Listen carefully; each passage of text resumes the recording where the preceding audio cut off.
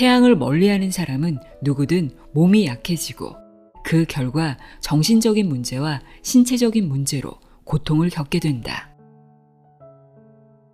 태양은 우리의 적이 아니라 친구다. 우리는 태양 덕분에 존재하는 것이다.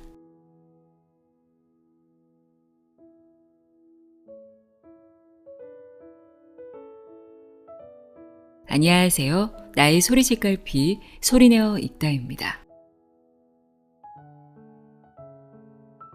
우리는 언젠가부터 햇빛은 피부에 좋지 않기 때문에 차단해야 하는 것이 상식이 되어버렸죠.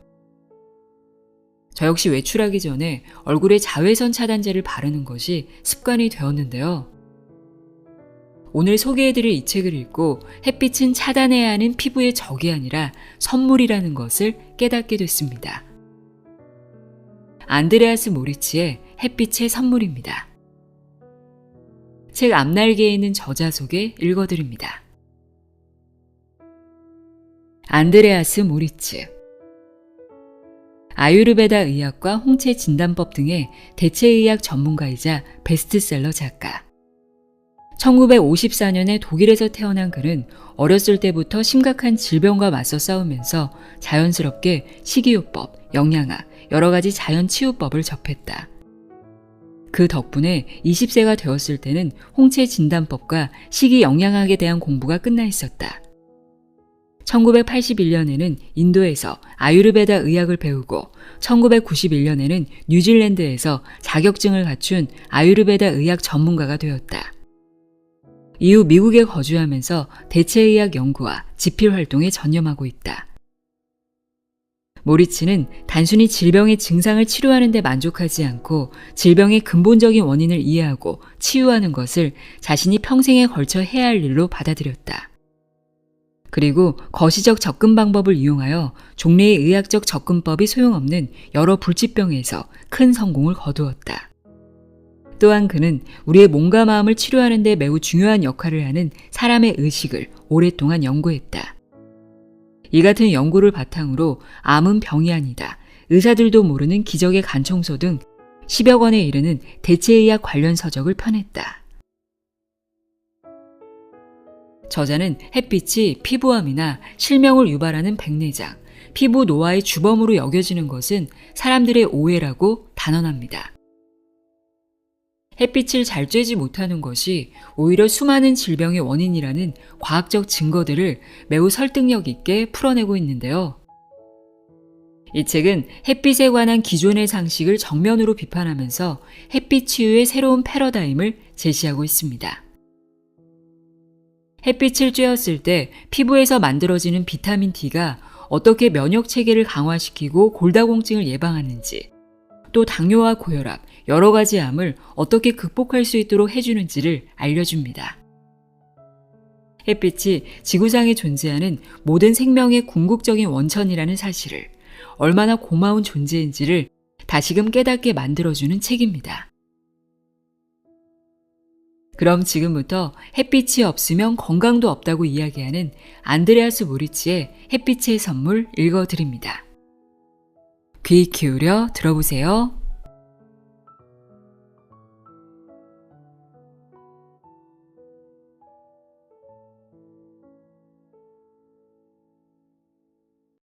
생명의 근원인 태양.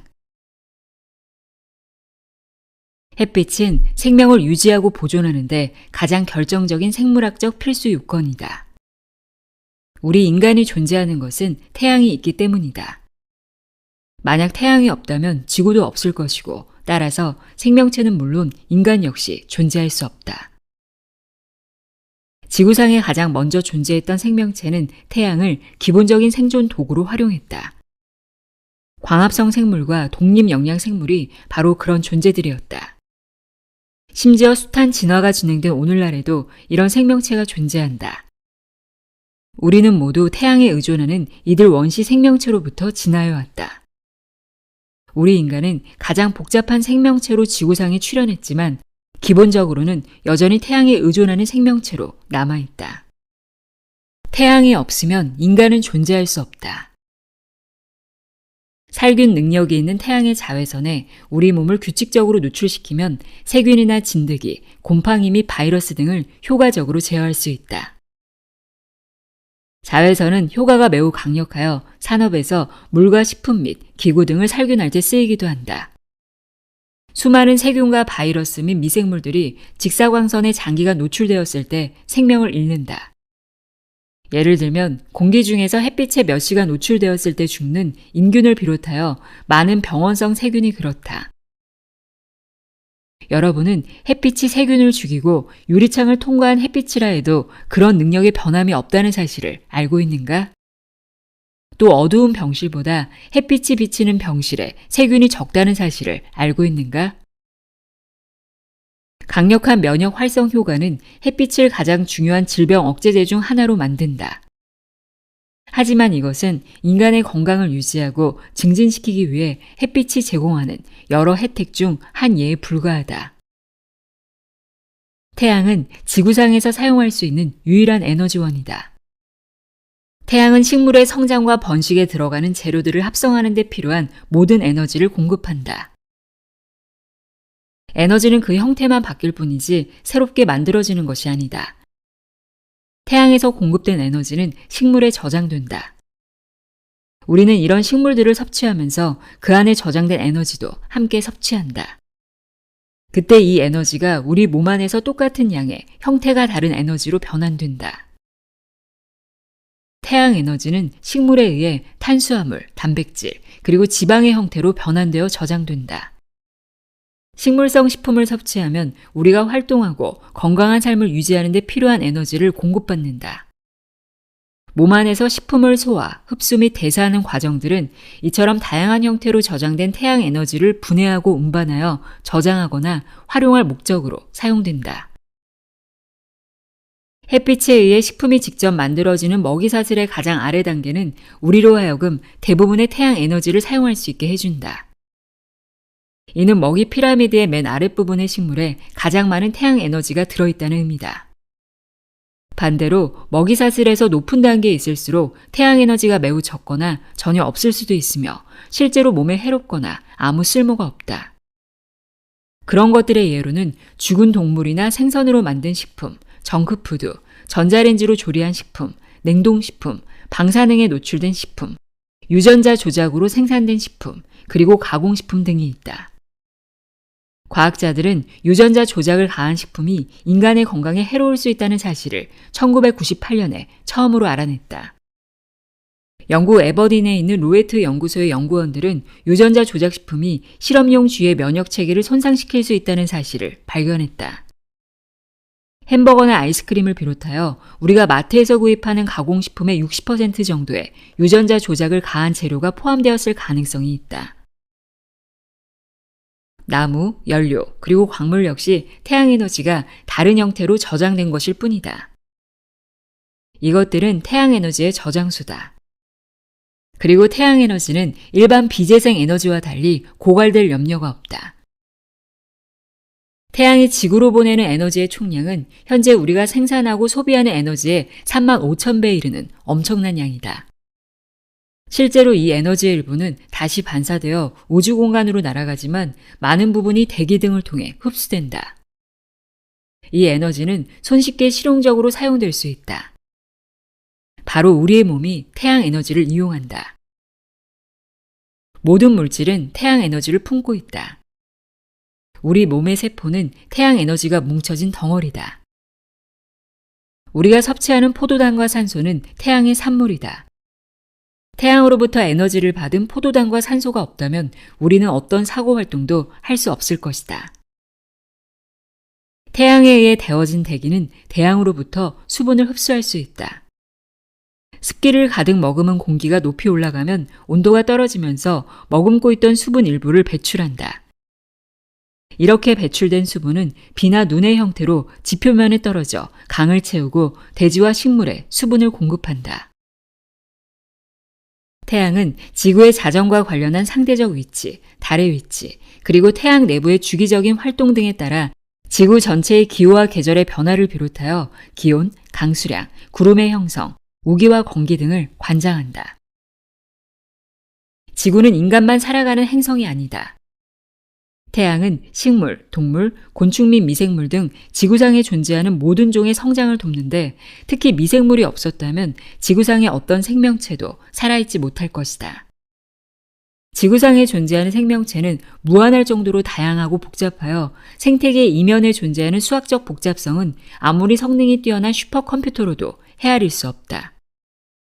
하지만 태양은 한치의 실수도 없이 각각의 종이 그것이 개미든 나무든 혹은 인간이든 진화론적 목적과 주기를 충족시키기 위해 필요로 하는 양이 어느 정도인지를 정확히 계산해낸다.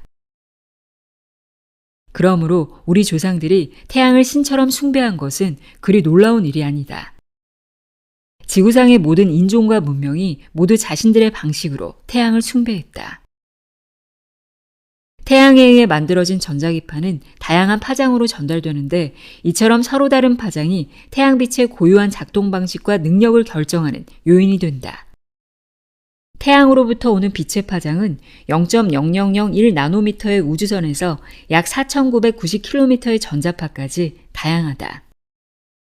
햇빛에는 우주선, 감마선, X선, 여러 종류의 자외선, 7가지 색으로 이루어진 가시광선 스펙트럼, 단파 적외선, 적외선, 라디오파, 그리고 전자파 등이 있다. 이들 에너지 파동의 대부분이 지구를 둘러싸고 있는 다양한 대기층에서 흡수되거나 사용된다. 태양으로부터 나오는 전자기파 스펙트럼 중에서 아주 작은 부분만 지구 표면까지 도달한다. 그리고 인간의 눈은 이 전자기파 스펙트럼 중에서 겨우 1%만 인지할 수 있다. 우리는 자외선이나 적외선을 눈으로 볼 수 없지만 이것들은 우리에게 매우 강력한 영향을 미친다. 실제로 자외선은 여러 광선 중에서 생물학적으로 가장 중요한 활동을 한다는 사실이 증명되었다. 자외선과 다른 모든 광선들은 지구상의 위치와 계절에 따라 그 강도가 크게 달라진다.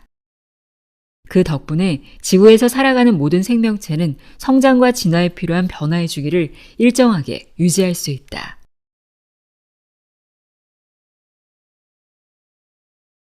자외선의 놀라운 치유력. 화창한 봄날에 밝고 따뜻한 햇빛을 즐기기 위해 집 밖으로 나서던 시절은 이미 사라졌다.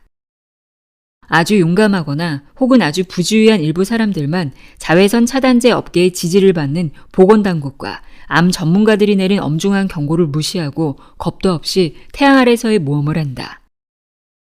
경험이 적은 일부 의사들은 태양빛의 위험한 공격에 완벽하게 대비하지 않은 상태에서 햇빛 아래 나가는 것을 무책임하고 위험한 행동으로 여긴다.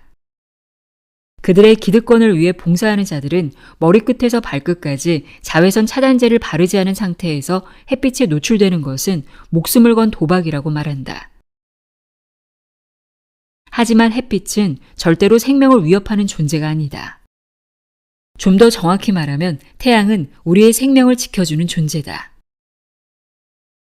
그렇지 않다면 자외선 차단제가 없었던 인간이 어떻게 세대를 거듭하며 진화를 이뤄낼 수 있었겠는가?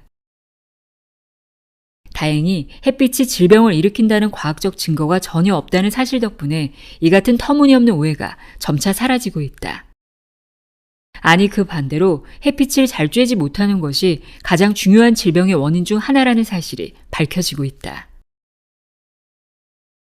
태양은 오랫동안 인류로부터 잘못된 비난을 받아왔다. 태양을 비난한 것은 주로 자외선 차단제 업계나 의료산업에 종사하는 사람들이고 우리는 그에 동조한 배심원이었다. 태양을 비난할 만한 아무 확증이 없다는 사실을 깨닫기 시작한 것은 아주 최근의 일이다. 어쨌거나 우리는 태양이 아무런 죄가 없다는 사실을 이제야 알아가고 있는 중이다. 우리는 햇빛 중에서 자외선 영역만 무언가 잘못이 있는 것으로 여겨왔지만 실제로는 자외선이 인간의 건강에 핵심적인 역할을 한다는 사실이 밝혀지고 있다. 자외선이란 무엇인가? 자외선은 태양의 서로 다른 세 가지 빛 중 하나다. 자외선은 인간의 눈에 보이지 않지만 태양으로부터 나오는 빛과 에너지를 구성하는 전자기파 스펙트럼의 일부분이고 300에서 380 나노미터의 가장 짧은 파장을 갖고 있다. 태양의 빛을 구성하는 나머지 두 가지는 가시광선과 적외선이다. 자외선은 태양으로부터 자연스럽게 나오는 빛이지만 인간이 만든 램프 등에서도 자외선을 만들 수 있다. 그러나 인간이 사용할 수 있는 자외선의 주요 공급원은 태양이다. 태양의 자외선은 하루 중 그 강도가 일정하지 않은 데다 지구상의 위치에 따라서도 그 강도가 다르다. 하루 중 자외선이 가장 강한 시간은 정오 무렵이다. 하루 중 쏟아지는 자외선의 절반 정도가 정오를 전후한 몇 시간 동안 집중되는 것으로 측정된다. 지구 위에서 태양과의 상대적인 위치 외에 구름과 오존도 자외선의 강도에 영향을 미친다. 오존은 태양으로부터 오는 자외선의 대부분을 흡수하고 지표면으로는 아주 적은 양만 도달하도록 해준다. 이렇게 겨우 지표면까지 도달한 자외선도 창문이나 건물 외벽, 안경, 선글라스, 자외선 차단 로션, 의복 등에 의해 쉽게 차단된다. 일반 유리창은 태양의 자외선을 통과시킨다. 그러나 오늘날에는 자외선 차단 필름을 입혀 최소 95% 이상의 자외선을 차단하는 유리창이 만들어지고 있다. 심지어 안경점에서 맞추는 안경이나 콘택트 렌즈도 자외선을 차단할 수 있다. 1930년대에 항생제가 발견되기 전, 즉 근대화 과정에서 의약품이 만들어지기 전까지 유럽 의학계에서는 햇빛의 치유력을 선호했다. 19세기에서 20세기 중반까지만 해도 햇빛에 의한 치유, 즉 햇빛요법을 간염성 질병의 가장 효과적인 치료법으로 여겼다. 햇빛요법은 기본적으로 태양의 직사광선에 자연스럽게 노출되는 것을 원칙으로 한다. 연구 결과는 잘 조절된 양의 햇빛을 쬐게 해주었을 때 고혈압 환자의 혈압이 극적으로 떨어지고 당뇨 환자의 비정상적으로 높은 혈당 수치가 감소하며 사람이 질병에 저항할 때 필요한 백혈구 수치가 증가한다는 사실을 밝혀냈다. 햇빛요법은 심지어 심박 출량을 증가시키고 혈액의 산소 운반 능력을 배가시키기도 한다. 통풍, 류머티즘 관절염, 대장염, 동맥경화증, 빈혈, 방광염, 습진, 여드름, 건선, 헤르페스 간염, 루푸스, 좌골신경통, 신장질환, 천식, 그리고 심지어 화상으로 고통을 겪는 환자들 역시 모두 햇빛 속의 치유광선인 자외선을 쬐는 것으로 상당한 치료 효과를 거둘 수 있다. 심지어 햇빛요법은 암 연구소에서 DNA를 성공적으로 재건하기 위해 사용되기도 한다. 햇빛요법을 시행했을 때 몇 시간 안에 암세포가 소멸하는 것이 관찰되었다. 건강한 조직은 그대로 보존되었고 치료 과정이 끝난 후에도 아무런 해를 입지 않았다. 단 한 번의 햇빛요법으로 70에서 80%의 암세포가 반응을 보였다. 햇빛은 치료 범위가 가장 넓은 강력한 천연 치료약일 것이다. 의학 박사인 오기스트 롤리에는 그가 활동하던 당시에 가장 유명한 햇빛요법 시술자였다. 그는 한창 때 스위스 레이신의 36개 병원에서 1000여 개의 병상을 운영했다. 그가 운영하는 병원들은 해수면으로부터 5000피트 높이에 있었다. 해수면으로부터 1000피트 올라갈 때마다 자외선의 강도는 4%씩 증가한다. 따라서 해발 5000피트에서 태양의 자외선 강도는 해수면 높이에서의 자외선 강도에 비해 20% 정도 높아진다. 전략적으로 선택한 병원의 위치 덕분에 그의 환자들은 더 많은 자외선을 쬐을 수 있었다. 롤리에 박사는 폐결핵, 구루병, 천연두, 심상성 낭창 등의 질병과 상처를 치료하는데 자외선을 이용했다. 그는 자외선을 이용한 결핵 치료로 1903년 노벨상을 수상한 덴마크의 내과의사 닐스 핀센 박사의 발자취를 따랐다. 롤리에 박사의 병원에서는 20년 동안 2,000건 이상의 골결핵 및 관절결핵을 치료했고 그중 80% 이상이 완치되었다. 롤리에 박사는 영양가 풍부한 식사와 함께 이른 아침에 햇볕을 쬐는 것이 가장 좋은 효과를 나타낸다는 사실을 발견했다. 그의 환자들 중 많은 수가 어린이였는데 그들은 햇빛 쬐는 부위를 점점 늘려가다가 나중에는 거의 벌거벗은 상태로 햇빛을 쬐었다. 겨울에는 차갑고 건조한 공기 속에서 거의 하루 종일 햇빛을 쬐어야 할 때도 있다. 하지만 여름에는 이른 아침 시간에만 햇빛을 쬐는 것으로 시간을 제한했다. 당시에는 해마다 10만 명 이상이 결핵으로 목숨을 잃어 백색 패스트라는 별칭을 얻었다. 그런 까닭에 결핵을 비롯한 많은 질병들을 기적처럼 완치시켰다는 사실이 큰 화제가 되었다. 의학계를 가장 놀라게 한 것은 환자가 선글라스를 착용했을 때는 태양으로부터 오는 치유의 빛이 아무 효과가 없다는 사실이었다. 심지어 그늘에 있을 때에도 여러분의 눈은 이 빛을 감지한다. 1933년까지 알려진 바에 따르면 165가지가 넘는 질병에 대해 햇빛이 유익한 치료 효과를 나타냈다. 그러나 1954년에 롤리에 박사가 사망하고 제약산업의 세력이 확장되면서 슬프게도 햇빛요법의 이용이 감소하기 시작했다. 햇빛에 의한 조용한 치유 효과는 점차 무시되다가 오래지 않아 사람들의 기억에서 사라졌다. 1960년대에는 사람이 만든 기적의 약이 의사회를 매료시키면서 태양의 치유력을 대체하게 되었다. 그리고 1980년대에 들어서면서 대중들은 햇빛을 쬐는 것이 위험하고 피부암을 발생시킬 위험이 있다는 경고를 점점 더 자주 들어야 했다. 심지어 자외선 차단제를 제조하는 기업들의 강력한 로비로 공포에 떨기도 했다.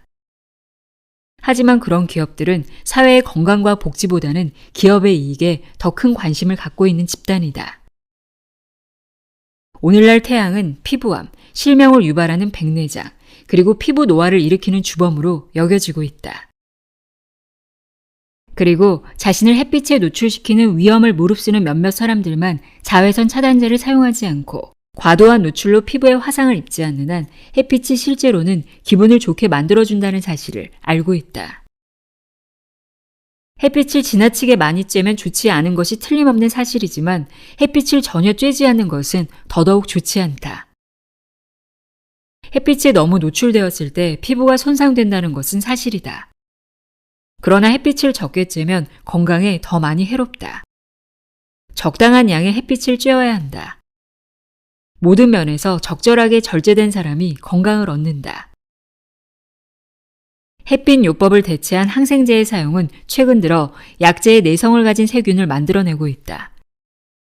이렇게 내성을 가진 세균은 햇빛, 물, 공기, 음식, 그리고 운동의 균형을 이루는 치료 외에는 달리 방법이 없다. 제약산업의 놀라운 발전에도 불구하고 세균은 그보다 한 걸음 정도 더 앞서는 것처럼 보인다. 새로운 특효약이 나왔다는 소식을 듣고 나서 어느 정도 시간이 지나면 해당 병원체에 새로운 변종이 출현했다는 소식을 듣게 되는 것이다. 치유는 몸의 필수적인 요소들이 균형을 이룰 때에만 가능하다. 그것이 무엇이든 삶의 필수적인 요소들 중에서 하나를 없애거나 지나치게 양을 줄였을 때 반드시 질병이 생긴다. 질병은 신체적, 정신적, 영적인 기능이 평형을 이루지 못한 상태를 말한다. 따라서 건강은 기본적인 요소들이 균형을 이룰 때에만 되찾을 수 있다. 태양의 자외선은 호르몬 생산을 증가시키도록 갑상선을 자극하고 갑상선 분비는 신진대사를 조절한다. 호르몬 분비량이 증가하면 몸의 기초대사율이 증가한다. 이는 체중 감량과 근육 발달에도 큰 도움이 된다. 실내에서 가축을 기르면 매우 빠른 속도로 살이 찌는데 이것은 햇빛을 멀리하는 인간에게도 똑같이 적용될 수 있다. 따라서 살을 빼고 싶거나 근육을 강하게 만들고 싶다면 여러분의 몸을 주기적으로 태양에 노출시켜야 한다.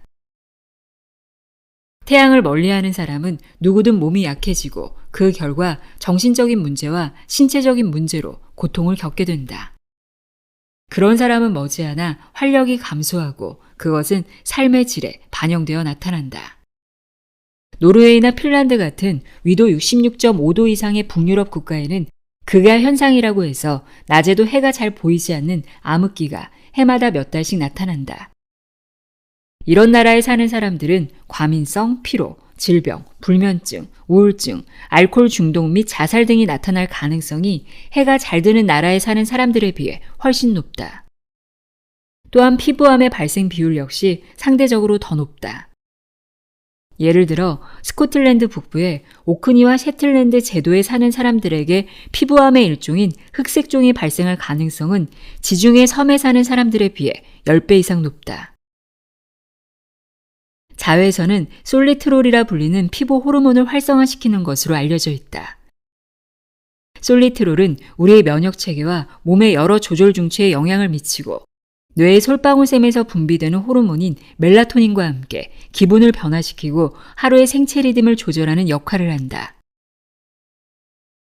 우리 몸의 적혈구에 있는 헤모글로빈은 모든 세포의 기능에 필요한 산소와 결합하기 위해 자외선을 필요로 한다. 따라서 햇빛이 부족한 것은 피부암과 다른 형태의 암을 비롯하여 거의 대부분의 질병이 발생하는 것과 관련이 있다. 여러분도 곧 알게 되겠지만 햇빛을 잘 쬐지 않으면 여러분의 건강에 매우 해로운 영향을 미칠 수 있다.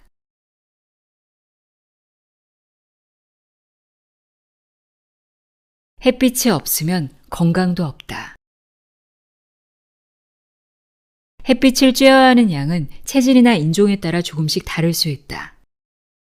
그러나 영양이 풍부한 음식물 및 균형 잡힌 생활 방식과 마찬가지로 햇빛을 쬐는 것은 모든 종류의 질병으로부터 우리를 지켜주는 최고의 보호막을 제공한다. 전 세계적으로 진행된 태양에 대한 연구는 자외선에 노출되는 것이 가장 포괄적이고 효과적인 치유 수단이라는 사실을 보여준다. 햇빛이 우리에게 제공하는 것으로 증명된 수많은 혜택에도 불구하고 대부분의 아픈 사람들이 여전히 별 도움이 되지 못하면서 독성이 가득하고 값비싼 의료용 약물에 의존한다는 것은 놀라운 일이 아닐 수 없다. 현대의학은 상당 부분 이기적인 목적으로 사용되고 사람들의 질병으로부터 이익을 취하려 하기 때문에 매우 위험하다. 시장에서는 완전히 불필요하고 아무런 가치도 없는 수많은 의약품이 판매되고 있다. 신부전의 60%가 의약품 사용으로 발병한다는 것은 잘 알려진 사실이다. 많은 진통제가 암을 유발한다. 많은 약들이 단기적 혹은 장기적 부작용을 일으키고 어떤 경우에는 이런 부작용이 평생 지속되기도 한다. 단순한 바이러스성 발열이나 흔한 감기조차 이를 효과적으로 다스리는 특별한 약은 전혀 없다. 질병의 원인과 관련이 없는 독한 약물을 오용하는 것은 타고난 면역력을 약화시키고 환자의 체력을 떨어뜨려 상태를 악화시킬 뿐이다. 부신피질 호르몬제인 코르티손 등의 약물은 천식 환자의 면역력을 감소시키는 것으로 알려져 있다.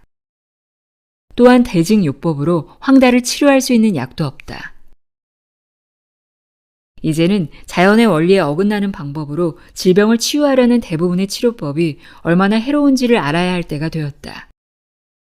우리를 둘러싼 자연의 건강하고 온화하며 생명을 살리는 치유법을 기억하고 거기서 혜택을 얻는 것이 훨씬 유익한 방법이다. 자연의 혜택은 우리가 원하기만 하면 언제든 얻을 수 있는 것들이다. 풍부한 햇빛도 그중 하나다. 그것들을 적절히 사용하는 것이야말로 건강을 지키는 길이다. 아래에 열거한 것들은 태양으로부터 오는 자외선이 여러분에게 줄 수 있는 혜택의 몇 가지 예들이다. 심전도 수치를 개선시킨다. 혈압을 떨어뜨리고 심박수를 안정시킨다. 심박 출량을 개선시킨다. 필요한 경우 콜레스테롤 수치를 떨어뜨린다. 간속 글리코겐 저장량을 증가시킨다. 혈당량을 조절한다. 에너지, 지구력, 근력을 증가시킨다. 림프구와 식균 지수를 증가시켜 감염에 대한 내성을 개선한다. 혈액의 산소 운반 용량을 증대시킨다. 성호르몬 수치를 증가시킨다. 감염에 대한 피부의 내성을 개선한다. 스트레스에 대한 저항력을 늘리고 우울증을 감소시킨다. 햇빛은 12피트, 약 3.65m 깊이까지 바닷물을 정화시킬 뿐만 아니라 피부에 해로운 미생물을 제거한다. 자외선 살균은 자외선으로 미생물을 살균하는 방법인데 산업에서 식품, 물, 공기 및 기구 등을 살균할 때 이용된다. 자외선 살균을 할 때는 미생물 수준의 생명체에게는 해로운 짧은 파장의 자외선을 사용한다. 파장이 짧은 자외선은 미생물의 핵산을 효과적으로 파괴하기 때문에 미생물의 DNA가 붕괴된다. 그러면 미생물의 복제 능력을 상실하여 죽게 되는 것이다. 하지만 이 같은 효과를 낼 수 있는 파장의 자외선은 대기 중에서 차단되므로 지구상에 거의 존재하지 않는다. 공기순환 장치나 급수 설비와 같이 특별한 환경에서 자외선 살균 장치를 사용하는 것은 병원균이나 바이러스 혹은 곰팡이 등에 치명적인 영향을 미친다. 정화 시스템과 함께 자외선 살균 장치를 사용하면 해로운 미생물을 제거할 수 있다. 자외선이 세균이나 바이러스와 같은 미생물학적 오염물질을 제거하는 효율은 일반적으로 99.99%를 초과한다. 자외선의 파장이 길수록 피부로 침투하는 깊이가 깊어진다. 자외선의 파장이 290나노미터일 경우 약 50%의 자외선이 피부의 표피층을 뚫고 들어가는 데 비해 자외선의 파장이 400나노미터일 경우에는 자외선의 50%가 피부의 더 깊은 층까지 침투한다. 심지어 뇌까지 침투하기도 한다. 인간의 몸이 자외선을 잘 흡수하도록 만들어진 것은 여러 가지 이유가 있기 때문이다. 그렇지 않았다면 우리의 눈과 피부는 선천적으로 완벽한 자외선 차단이 가능하도록 만들어졌을 것이다. 가장 중요한 이유 중 하나는 자외선이 정상적인 세포 분화에 필요하다는 점이다. 자외선이 부족하면 세포의 정상적인 성장을 방해하여 암을 유발할 수 있다. 선글라스 혹은 자외선을 반사시키는 안경이나 콘택트 렌즈는 황반 변성과 같은 특정 퇴행성 안질환의 일정 부분 원인을 제공한다. 선글라스를 사용하는 대부분의 사람들은 지속적으로 시력 저하를 호소한다. 이 문제에 대한 해결책은 아주 간단하다. 선글라스 착용을 중단하거나 선글라스 색의 농도를 낮추는 것이다. 그렇게 하면 여러분의 눈이 점점 햇빛에 익숙해진다는 사실을 발견할 것이다. 시력을 개선하고 햇빛에 대한 민감도를 떨어뜨리는 다른 방법도 있다. 여기에는 기본적으로 눈운동, 알칼리성의 좋은 영양소 섭취, 그리고 텔레비전의 장시간 시청으로 눈의 피로를 증가시키지 않는 방법 등이 포함된다. 우리의 전형적인 실내 생활은 산성식품과 산성음료로 인한 지나친 자극, 텔레비전 시청에 의한 콜레스테롤 증가 및 탈수 효과, 그리고 눈을 포함한 몸의 모든 세포를 손상시키기에 충분한 온갖 스트레스 요인 등과 어우러져 시력을 떨어뜨린다. 태양은 우리 눈의 건강을 위해 매우 중요하다. 햇빛은 우리가 필요로 하는 비타민 D를 만들 수 있게 해준다. 햇빛이 부족하면 눈이 창백하고 생기를 잃는다. 햇빛에 극도로 민감한 것을 우리는 광선공포증이라고 부른다. 빛에 민감한 사람들은 대부분 선글라스를 착용하는 것으로 문제를 해결하려 한다. 하지만 선글라스는 미봉책일 뿐이다. 선글라스를 착용하면 충분한 양의 햇빛을 받아들일 수 없고 빛에 대한 민감도가 더 증가하는 원인이 되기도 한다. 우리 눈은 선글라스를 오래 착용할수록 빛에 더 민감해진다. 따라서 악순환이 반복된다. 우리는 직접 햇빛을 봄으로써 빛에 대한 민감도를 감소시킬 수 있고 시력을 보호할 수 있다. 많은 사람들이 눈으로 햇빛을 직접 보는 간단한 눈운동으로 시력이 개선되었다는 보고를 했다. 해를 직접 보기에 가장 이상적인 시간은 아침이나 저녁이고 절대로 뜨거운 한낮의 해를 직접 보아서는 안 된다. 아침, 저녁으로 적당한 시간을 정하여 해를 보는 것이 좋다. 햇빛 화상을 입을 정도로 바라볼 필요는 없다. 눈으로 직접 해를 보는 방법은 간단하다. 눈을 감은 다음 해가 있는 방향으로 얼굴을 향한다. 그리고 머리를 천천히 왼쪽에서 오른쪽으로 돌려 햇빛이 망막의 모든 부분에 닿게 한다. 오늘날에는 어린이나 일부 애완견조차 선글라스를 착용한다. 이렇게 꼭 필요한 자외선을 차단할 경우 우리 눈은 적절히 자가추유를 하거나 지친 시세포를 교체하지 못하게 된다. 산업화된 국가에서 실명이나 안질환이 증가하는 것은 상당 부분 태양이 위험하다고 생각하는 오해에서 비롯된 것이다. 오늘날 햇빛이 풍부한 지역에서는 거의 대부분의 사람들이 선글라스를 착용한다는 사실을 상기하기 바란다. 이것이 해당 지역에서의 백내장 증가에 크게 기여하고 있다. 물론 여기에는 영양 결핍, 흡연, 오염, 그리고 잘못된 식습관도 한몫을 한다. 질병은 한 가지 원인에 의해 생기는 것이 아니다. 질병은 그것을 일으키는 환경 요소들뿐만 아니라 식습관 및 생활 습관들이 축적된 결과로 생기는 것이다. 눈의 건강을 지키기 위해서는 충분한 양의 햇빛이 직간접적으로 눈에 닿을 수 있도록 해야 하고 가장 이상적인 것은 하루에 1시간 이상 눈에 햇볕을 쬐는 것이다. 많은 사람들이 해가 강렬하지 않은 시간대에 해를 보고 싶어 하는 것은 햇빛의 치유력에 자신을 노출시키려는 몸의 자연스러운 본능 때문이다. 몸은 우리가 생각하는 것보다 훨씬 더 똑똑하다. 우리는 정신이 육체를 지배하는 것으로 믿고 있지만 우리의 몸 역시 정신에 영향을 미친다는 점을 잊어서는 안 된다. 정신과 육체는 마치 하나인 것처럼 동기화되어 있으며 서로 아무런 관련이 없는 독립된 개체로 바라볼 수 없는 존재들이다. 우리는 우리 안에 있는 육체의 지능을 존중해야 한다. 자외선으로부터 우리를 보호한다는 자외선 차단제의 주장에 현혹당하지 않는다면 우리 몸은 어느 정도의 햇빛이 균형 잡힌 성장에 유익한지를 스스로 알 수 있을 것이다. 그리고 만약 다른 사정으로 햇빛 화성을 입을지라도 인간의 몸은 그것을 완벽하게 다룰 능력을 갖고 있다.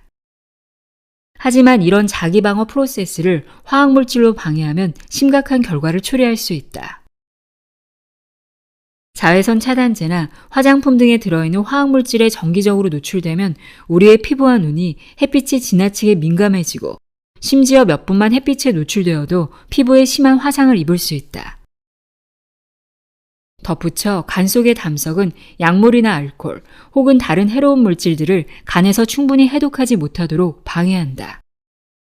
간을 손상시킬 수 있는 약이나 화학물질은 1000가지가 넘는다. 약물 유발성 간질환이라는 용어는 약물이나 화학물질로 인해 간이 손상된 경우를 말한다. 약물 유발성 간질환은 성인 전체 간염의 10%, 50세 이상 성인 간염의 40%를 유발하는 원인이고 정격성 간염의 25%는 약물 유발성 간질환에 의한 것이다. 모든 약물은 간에서 처리되기 때문에 간질환이 있는 사람은 어떤 의약품이 간 손상의 원인이 되는지, 어떤 의약품이 이미 있던 간질환을 악화시킬 수 있는지, 그리고 어떤 의약품이 복용해도 안전한지를 잘 알고 있어야 한다. 잠재적으로 몸에 해로울 수 있는 모든 독성 물질을 해독하는 것이 간의 임무다. 이미 손상되었거나 약해진 간이 이 임무를 수행하기 위해서는 건강한 간보다 더 힘들게 일해야 한다. 간질환이 있는 사람이 잠재적으로 간세포에 유독한 약물을 복용하면 간에 추가적인 부담을 안기는 것이고 이것이 간을 더 손상시키거나 간부전을 일으킬 수 있다. 심지어 건강한 간을 가진 사람도 독성이 있는 의약품이나 약을 복용한 결과로 간질환이 발병할 수 있다. 특정 약물은 여러 가지 이유로 간 손상을 일으킬 수 있다. 첫째, 어떤 약은 본질적으로 간의 독성으로 작용한다. 이런 약을 권장량 이상으로 복용하면 간 손상의 원인이 된다. 이런 형태의 간독성은 소위 투여량 의존적 간독성이다. 둘째, 적정량을 복용해도 알레르기 반응과 유사한 특이 체질성 반응을 일으키는 약이 일부 있다. 이런 반응은 복용한 양과는 관련이 없고 더 심각한 것은 간 손상의 정도를 예측할 수 없다는 점이다. 이런 종류의 약물 유발성 간질환은 종종 피로, 발열, 발진 등을 동반한다. 이 증상은 보통 약을 복용한 지 몇 주일 뒤에 나타난다. 마지막으로 잠재적인 약물 유발성 간질환에 대한 개인별 민감도는 많은 요인들에 의해 결정된다. 그 요인들 중 일부는 흡연이나 음주처럼 개인이 조절할 수 있는 것이다. 하지만 바꿀 수 없는 요인들도 있다. 나이나 성별이 바로 그런 것들이다. 간에서 해독하지 못한 혈중 독성 물질은 어떤 것이든 결국 신장과 피부로 간다. 신장과 간의 기본적인 배출 시스템이 제대로 작동하지 못하면 불필요한 물질을 배출하는 차선책인 피부에 자동적으로 독성 물질이 쌓이게 된다. 이처럼 몸의 내부에서 나온 강산성의 독소가 과도하게 쌓이면 피부는 햇빛을 비롯한 자연의 요소들에 취약해진다. 피부암과 백내장은 간이 막혀있을 때만 나타나는 증상이다. 질병의 증상을 억누르기보다는 신체적인 문제의 원인을 다스리는 것이 훨씬 손쉬운 방법이다. 여러분이 약물 유발성 간질환을 일으킬 만한 약을 복용하고 있으며 질병의 증상보다 질병의 원인을 치료하기를 원한다면 어느 정도로 약물 복용을 점진적으로 중단할 수 있는지 담당 의사와 상의한 뒤 간과 같은 기간을 해독할 것을 권한다. 그와 동시에 처음에는 1분 혹은 2분 정도라도 온몸에 햇빛을 쬐고 그 시간을 점차 늘려가야 한다. 그런다고 해서 여러분의 피부가 화상을 입지 않는다는 사실을 명심해야 한다. 평소에 선글라스를 쓴다면 여러분의 눈이 가능한 한 많은 시간 동안 자연광에 노출될 수 있도록 하는 것이 좋다. 눈이나 길에서 빛이 반사되어 눈이 부실 때만 선글라스를 착용하려고 노력하기 바란다. 그러다 보면 선글라스로부터 해방될 것이다. 햇빛을 쬐기 전과 후에는 피부가 수분을 잃는 것을 방지하기 위해 깨끗한 물을 마시는 것이 좋다.